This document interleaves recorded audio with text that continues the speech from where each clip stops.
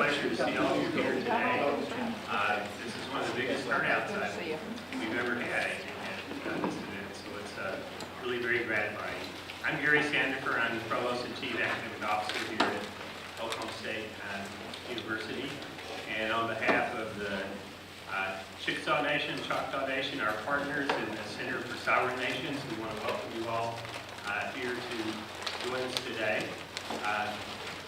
Someone else will introduce our illustrious speaker in a few minutes, but I just wanted to say that we're very proud of our Center for Sovereign Nations and the things that it's been able to accomplish.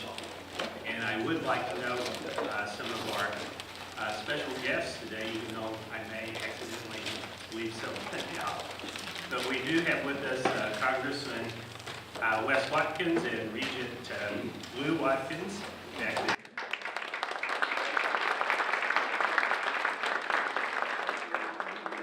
We have one of the best friends of the Oklahoma State University, Michael Greenwood, sitting back there. We have some guests who come over from the Center for Health Sciences in Tulsa.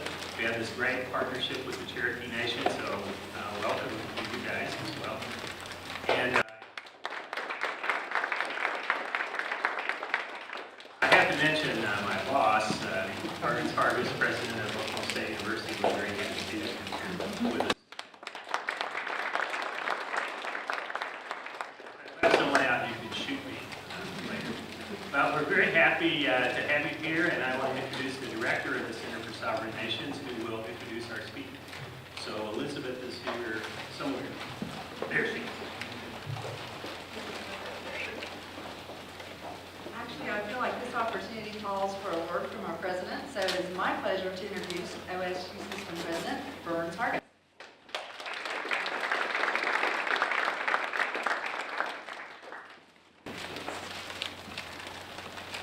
You know, I'm going to do a command decision here because the light behind Gary's head made him look positively idyllic. I'll move this over to you. There, is that out of the harm's way? Yeah. Well, thank you. That was a quick toss, Elizabeth. I was expecting a little flowery introduction, but I'll get over it. We are very pleased. And by the way, Elizabeth Payne has just done a marvelous job with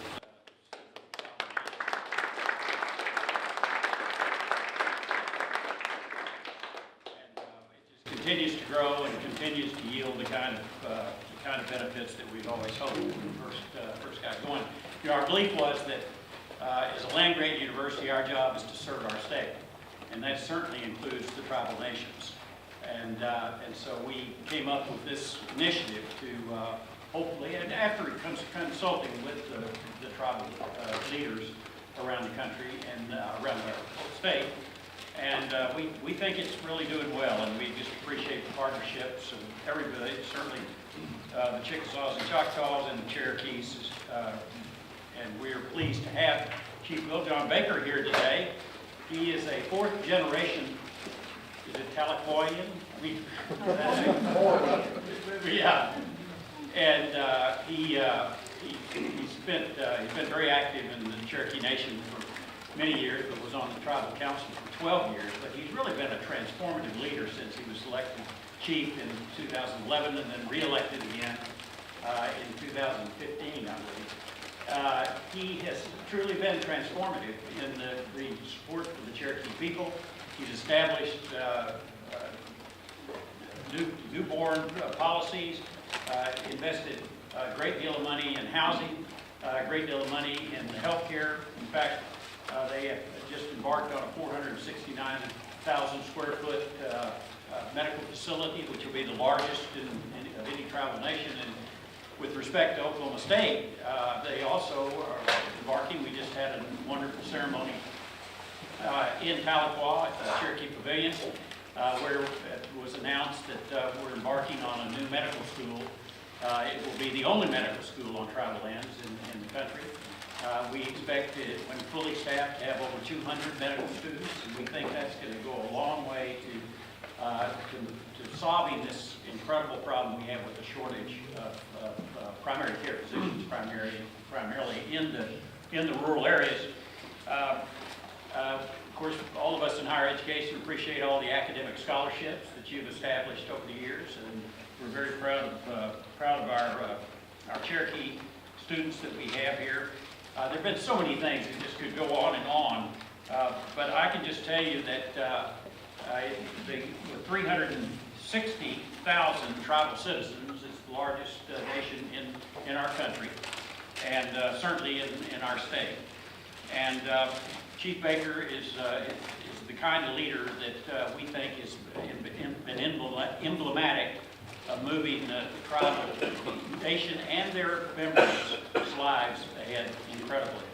He's also very special in that he is the son of Isabel Baker, who is kind of royalty around here. She was a regent, A&M regent for many years, and one of the most beloved folks we've had here at Oklahoma State University. So he comes from great lineage. So without further ado, I'd like to introduce to you Chief Bill John Baker.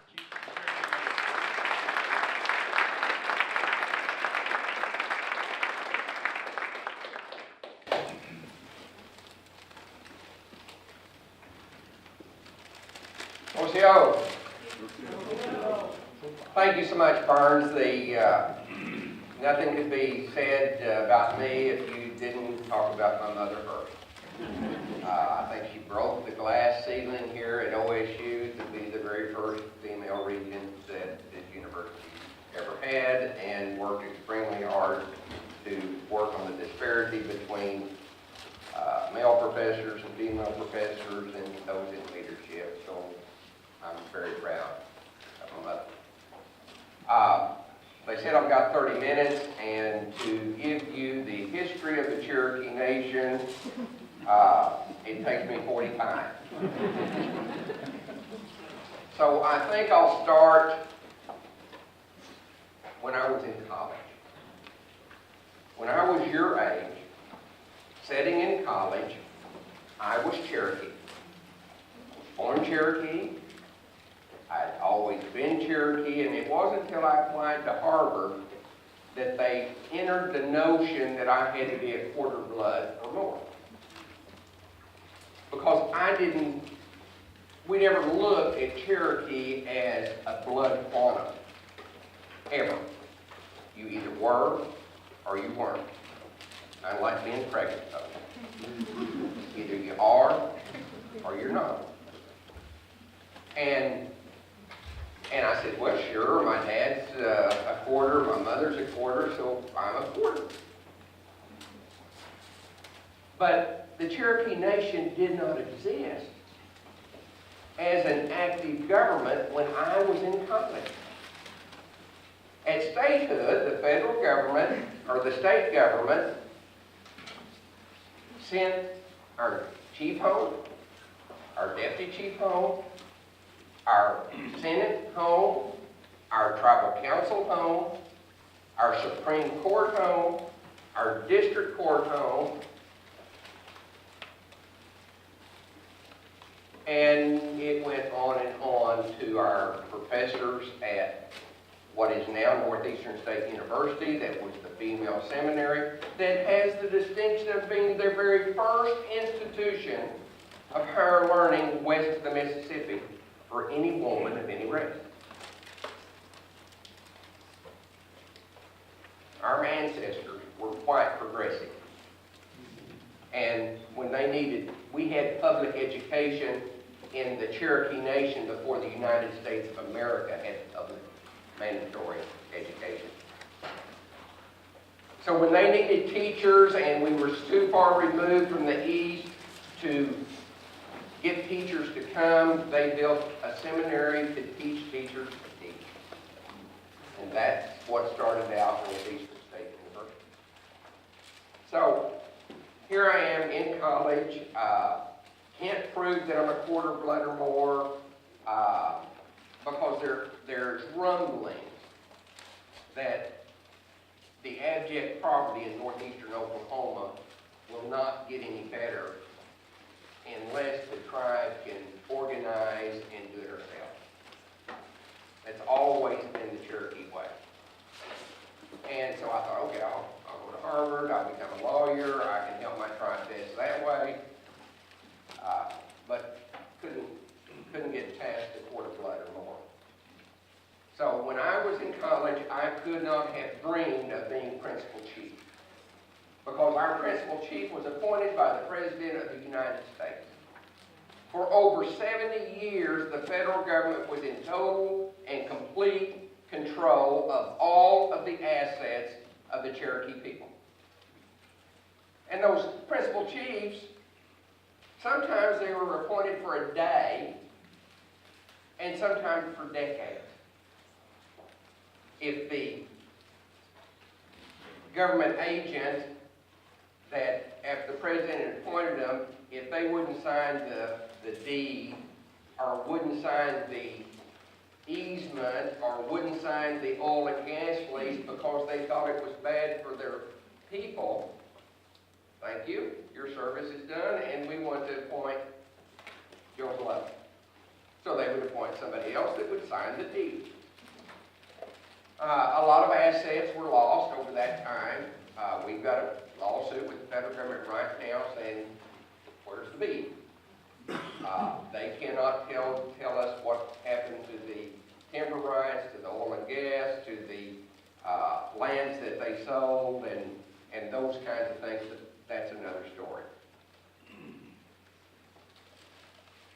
So in the early 70s, we were able to get Congress to come forward with a route or a method for the Cherokees to reconstitute.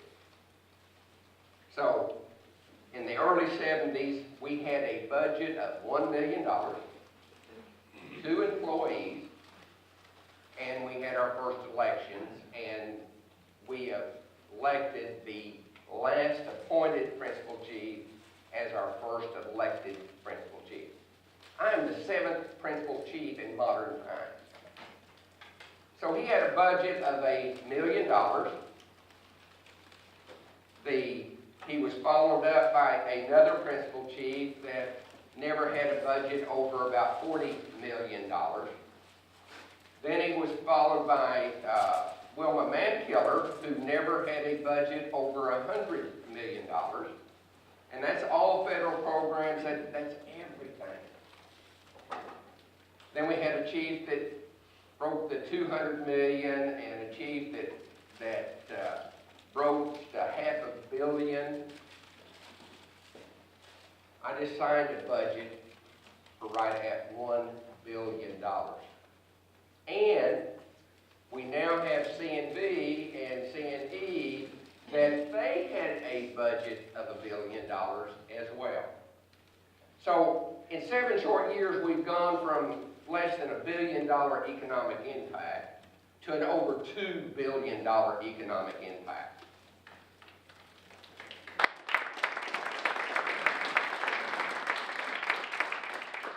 And you've been talking about sovereignty.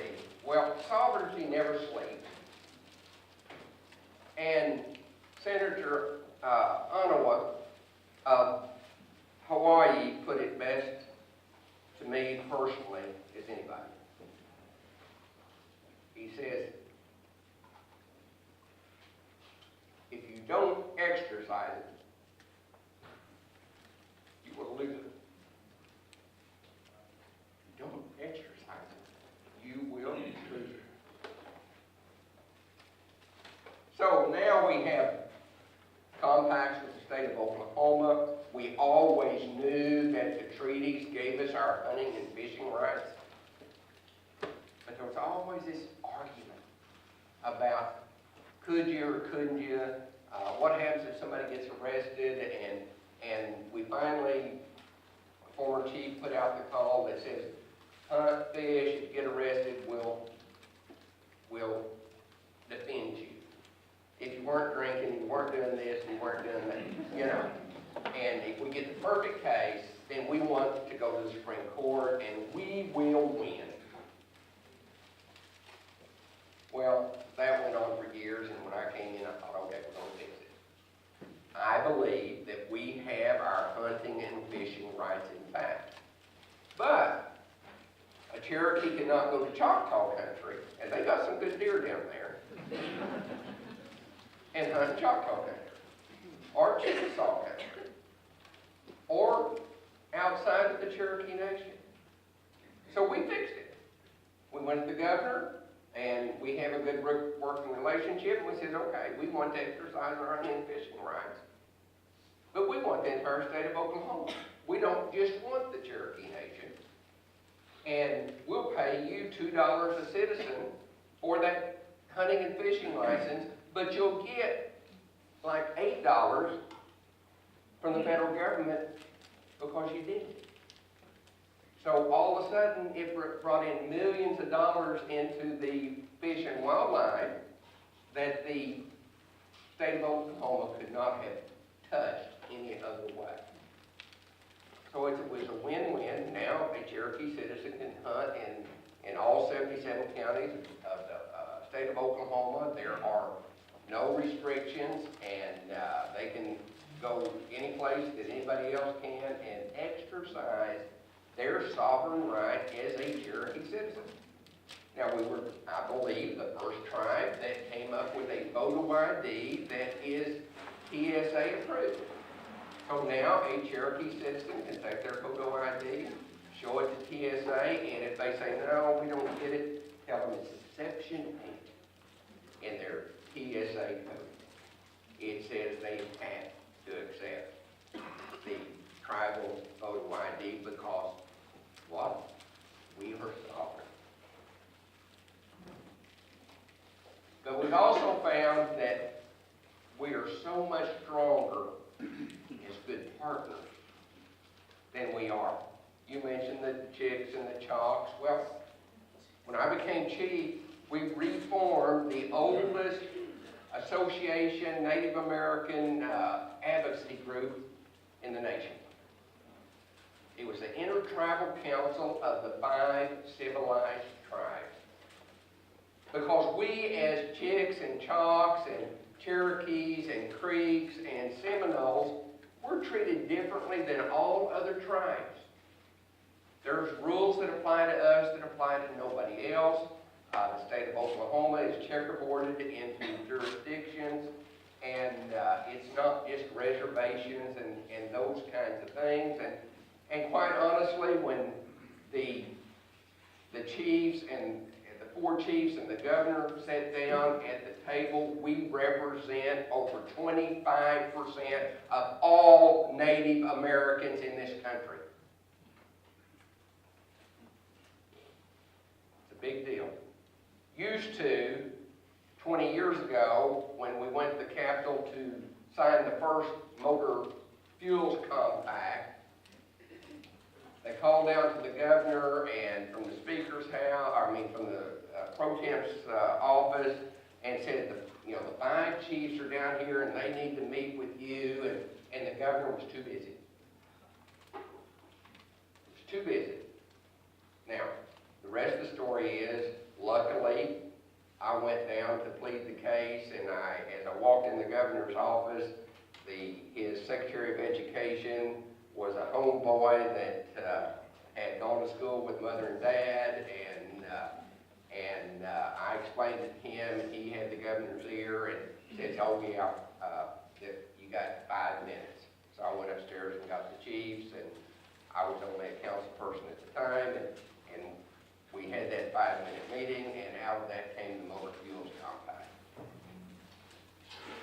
But today, if we walk into the Capitol almost tilts.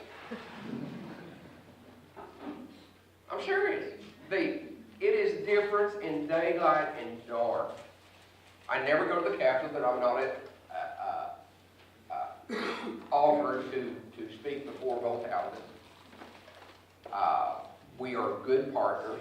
We are partners on economic development, bringing in thousands of jobs into Oklahoma that would not come any other way with our economic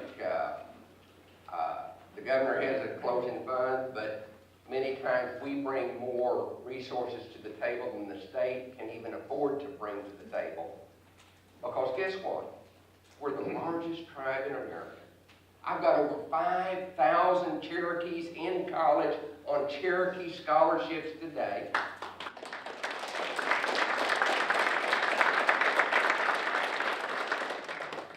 And if you're Cherokee, you're part of our family. Because you can't be Cherokee unless you come from one fire. A very small circle. And we had a clan system, and so we're all cousins. It's just according back how many generations that we go. And what do families do? They take care of their young. They try to get them an education. But I have 6 kids and 14 grandbabies and a great-grandbaby. And I've never heard a grandfather say that I hope my son or daughter get a good education and move 2,000 miles away to raise my grandbabies. So if we're going to educate thousands of Cherokees, we've got to bring thousands of jobs into the Cherokee Nation so that the grandbabies can be raised close to grandma and grandpa. And if you truly want to pass on the culture, the heritage, the history, the language, the morals of a people, put them close to grandma and grandpa. How it works. But you also take care of your elders. So I went to our CNB and says, we've got to improve health care. Health care is the #1 issue of our people. And the CNB Board of Directors agreed to give me $100 million to start infrastructure around the Cherokee Nation. Because guess what?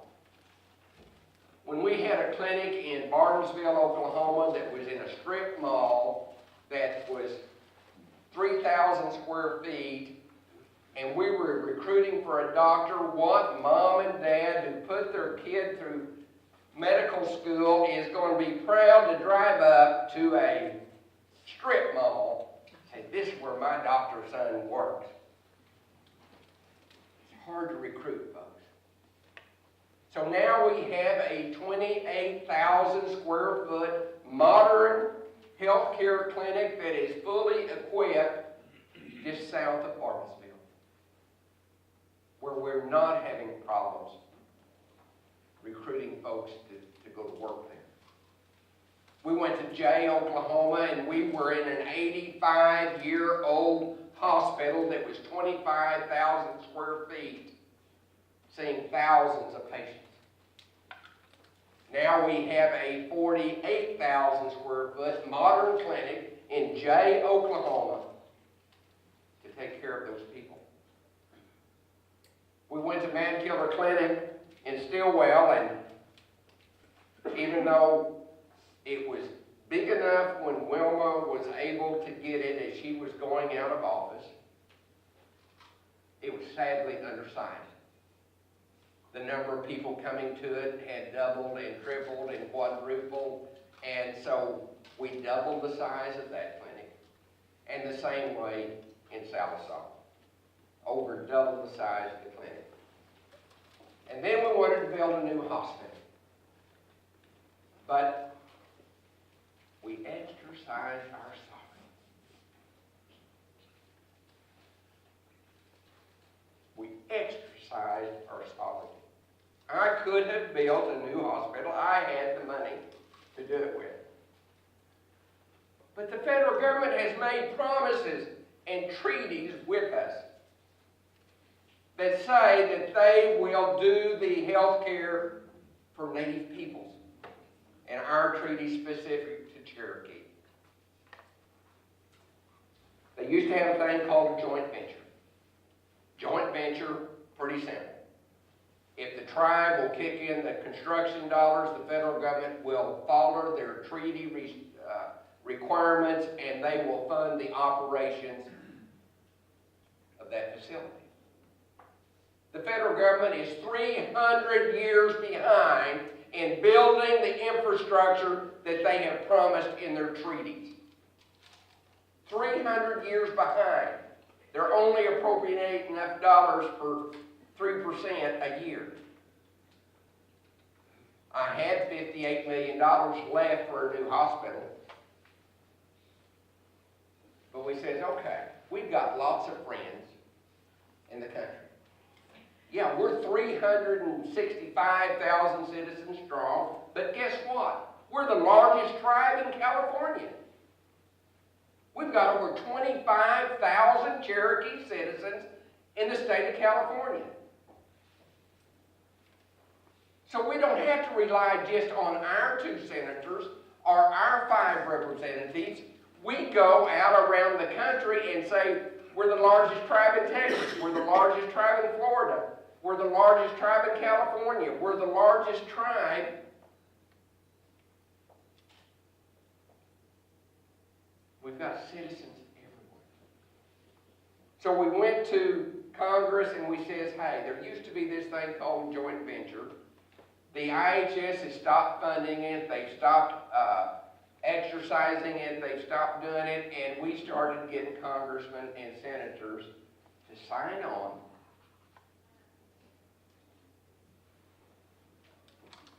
to a letter asking them to open the joint venture back up. We got enough signatures, we got enough pressure put, that they opened up the joint venture. Now, I thought, okay, IHS is going to be mad at me for making them do something, but it didn't matter. Because we got Cherokees everywhere. And if we didn't get the joint venture, it wasn't wasted time and energy and money, because we've got, they got a clinic in California, or they got a clinic in New Mexico, or they got a clinic someplace else, it's going to help Cherokee citizens. But we were successful. And we signed up for a new hospital, but Dr. Grimm, over my health department, used to be over IHS. Cherokee citizen, he's an admiral, he was over all of IHS when they wrote the rules and regulations for joint venture. And he said, Chief, I think we'll be more successful on a clinic than we will be on a hospital. He said, we had 1.2 million patient visits last year in our clinics. Folks, that's the same as Mayo. All 3 of them added together. It's a big deal.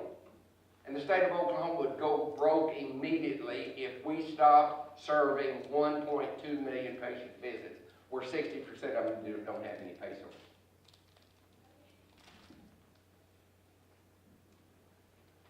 So he was right, I was wrong, and but I at least gave him permission to do both, and we got approved for a new clinic. New clinic, we started out at 60,000 square feet, the same as the size of the hospital we wanted to build, and I had better negotiators on my side of the table than the federal government did on their side of the table, and probably because my side of the table was fighting for their families.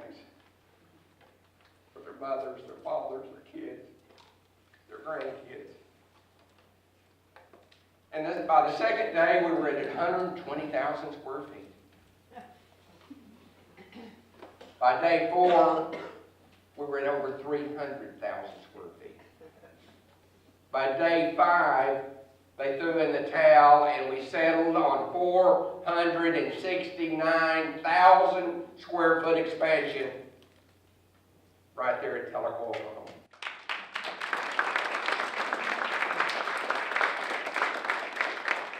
The only money that I have borrowed and the only money that the Cherokee Nation is in debt for is this new clinic.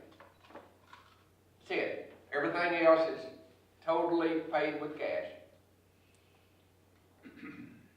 I had to borrow $170 million, but the banks were flocking to us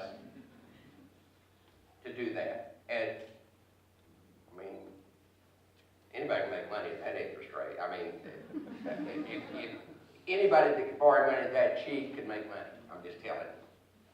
but we got extremely great terms. But because of that sovereignty, because of that joint venture with this clinic that we're going to owe $170 million on, will come $100 million a year each and every year from the federal government to operate that clinic, and it's going to change health care in the Cherokee Nation for the next 7 generations.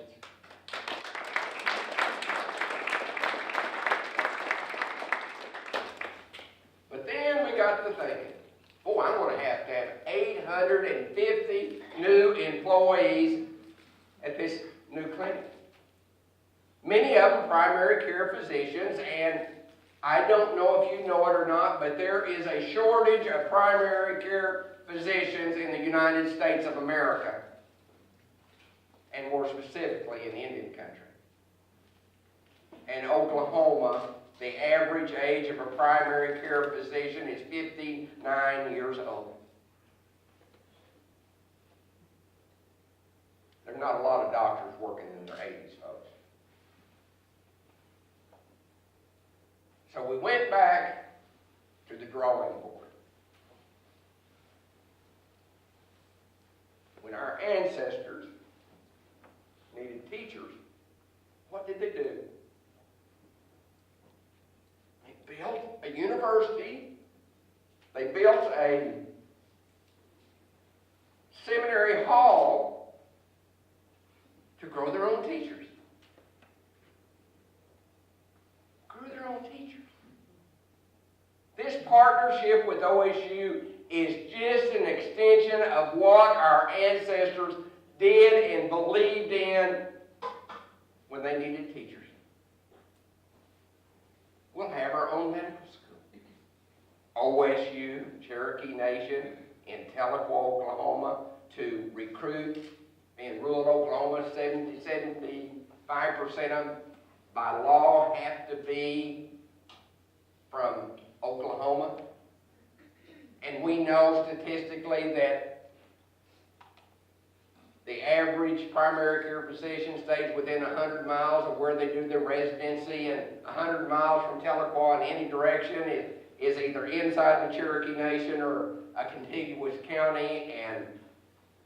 And I know you're not going to believe this, but all Cherokees don't marry Cherokees.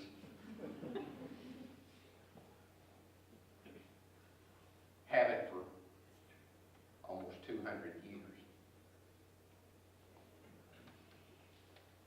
So if we don't get them in our clinics, and it keeps a rural hospital alive, or it goes to a non-Indian clinic, it's still going to take care of our son-in-laws and daughter-in-laws and those family members that aren't Cherokee by blood. But I truly believe that teaching in a rural setting with rural people, bringing in rural kids, that maybe Tulsa's just not their thing. Maybe Chicago's not their thing. Maybe they're country because they like to be country. We won't even show them the big lights of Tulsa. We'll bring them in and we'll educate them, and we hope and pray that they will go back to their own community and have a great life. As probably the highest paid individual in their home communities. They'll live pretty high on the hog. And I believe that instead of being in a primary care desert, we're going to make Oklahoma an oasis for primary care physicians.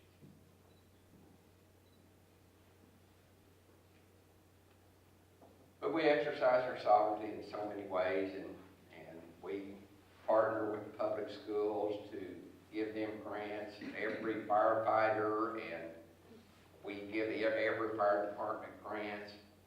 We're the largest funder in northeastern Oklahoma, Boys and Girls Clubs, and our our dollars just go so much further. We don't have to be everything. If we can grease the wheels and keep a program going and let them do it and do a better job, then that's something the tribe doesn't have to do on their own.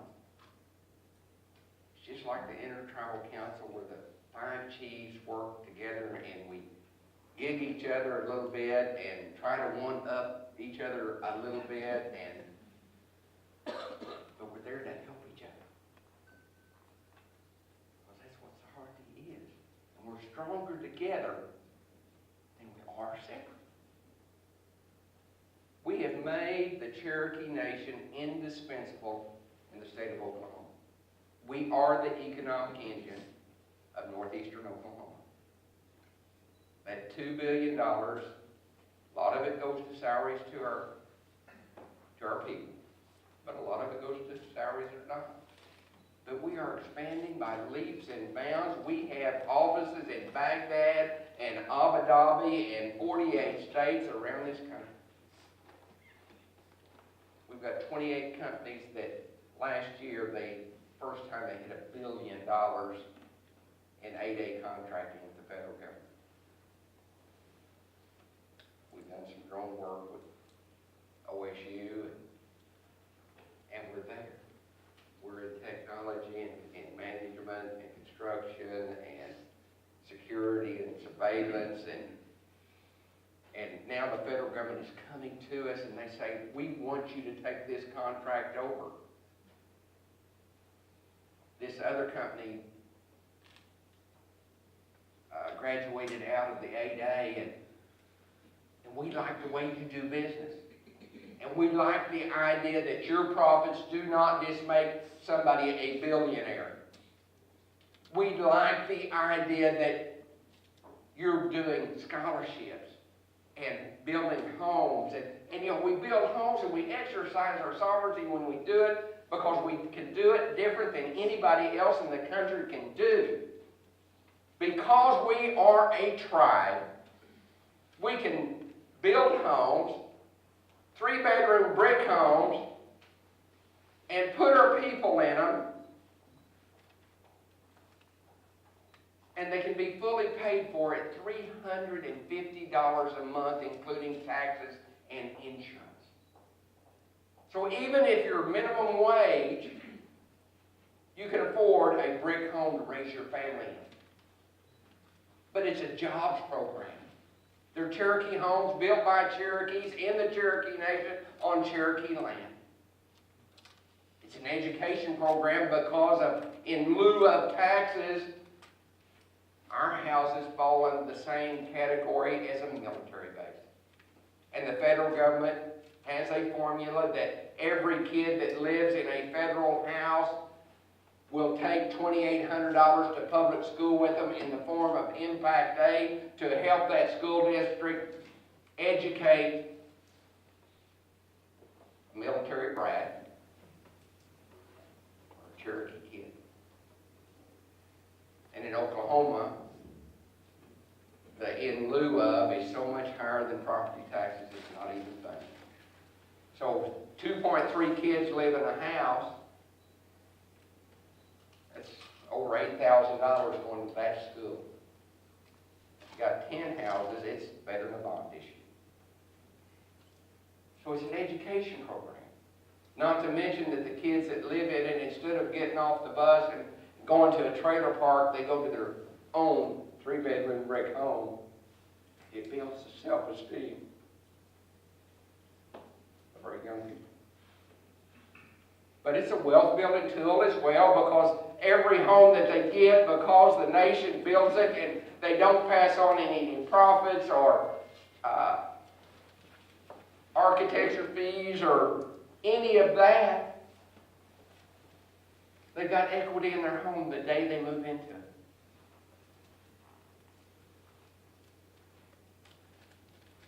So it's jobs, it's education, it's wealth building, and it builds self-esteem. One of the best programs that we've got going. We've got over 11,000 employees right now in the Cherokee Nation. It's a long way from 19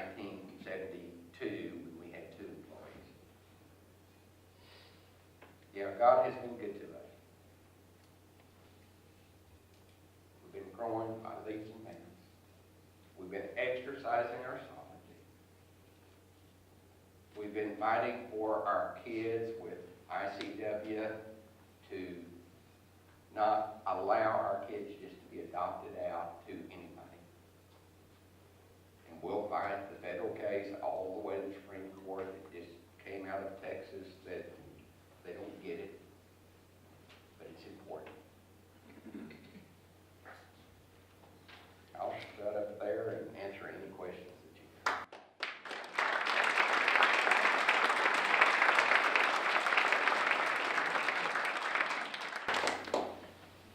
Anybody? I guess I did good.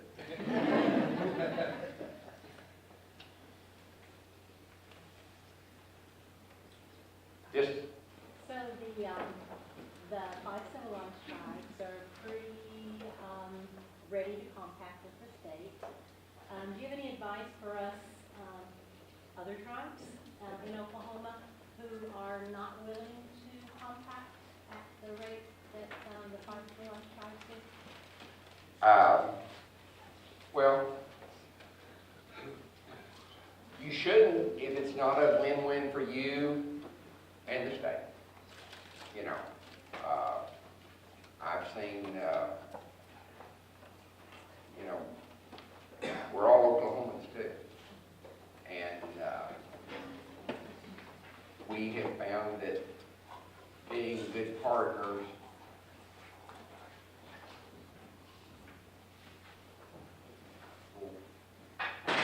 allows us to exercise our sovereignty more and more.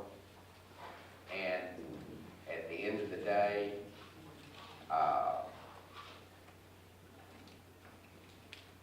you know, Sharon, I mean, we share so much more than what compact fees we pay. I mean, it's just not, I mean, we're gonna spend $40 million building a new medical school in Tahlequah to rent it to OSU for $1. But I it's like that. heck of a deal. But that's what, it's going to be a good partnership, but then they're going to do all the rest of it.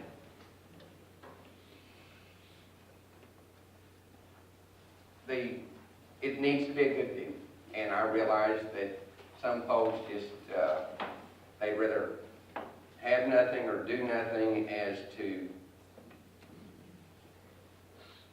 give one iota, but I go back when I was talking to Senator Iowa, and he says, use it or lose it. You need to exercise your sovereignty. That's what we're doing. Yes, sir.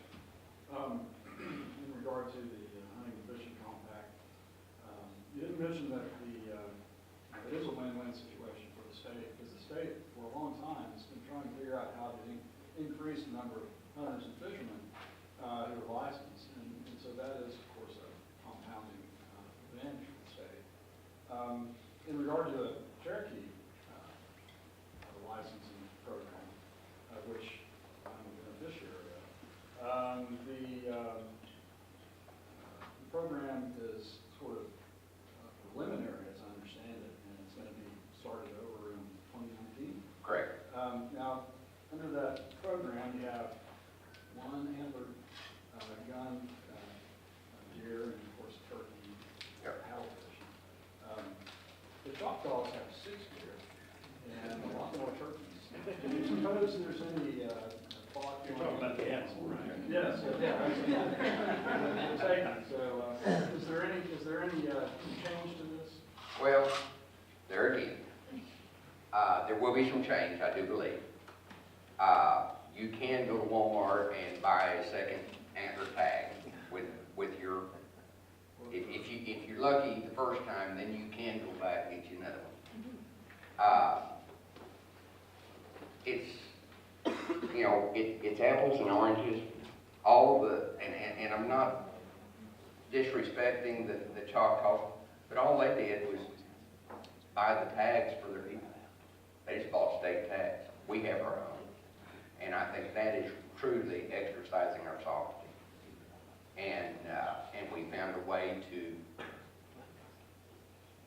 sovereignty work so that the federal government sends more money into the state of Oklahoma because of the way we orchestrated it. So it is a win-win for the state, and it's a win-win for us, and we were the first. And we pay $2, and the Choctaws pay a whole lot more than that. And just kind of like the car tax. We sell our own car tax, we help the schools, we hold them harmless, and the Choctaws just, it's a state tag that says Choctaw. I mean, it's a vanity tag. And I'm not trying to disrespect, I'm just saying we worked hard to exercise our sovereignty so that it's the real deal.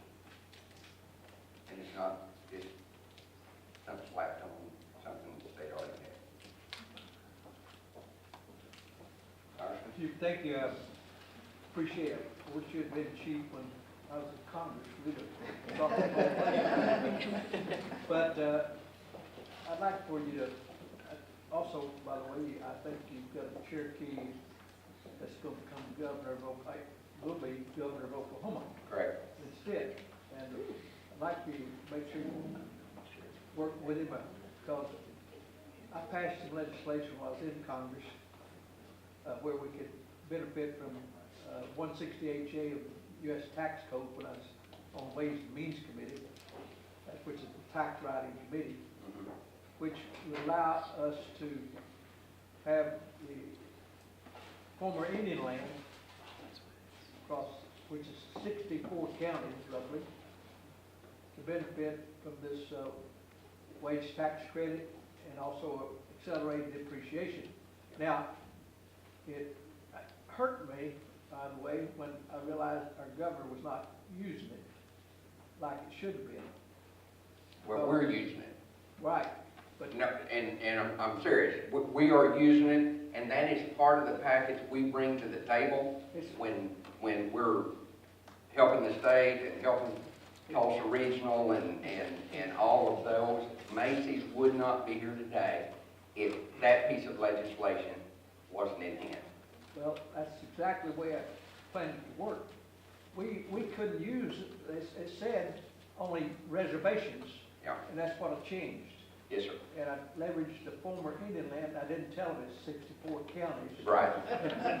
But that would give us a chance to have, well, literally save millions of dollars that could be saved right here in the state of Oklahoma. Yeah. And like I say, Macy's would not have brought in the 2,500 jobs and now almost 5,000 jobs if we weren't, that was part of the package we brought to the table, was not only some cash for infrastructure, but we do the recruiting for them, and we educate their HR on, if you'll hire a Cherokee, you can have $5,000 tax credit, bottom line, extra profit that you would not have anyplace else, and if they have to be married to a Native American, it will double. And these big companies that have 2,500 employees, and they can look at, I could have,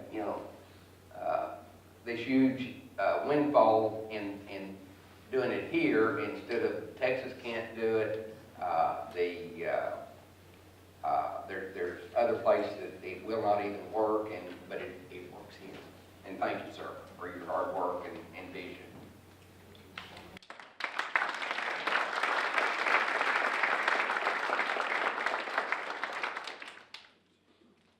My pleasure. Thank you so much.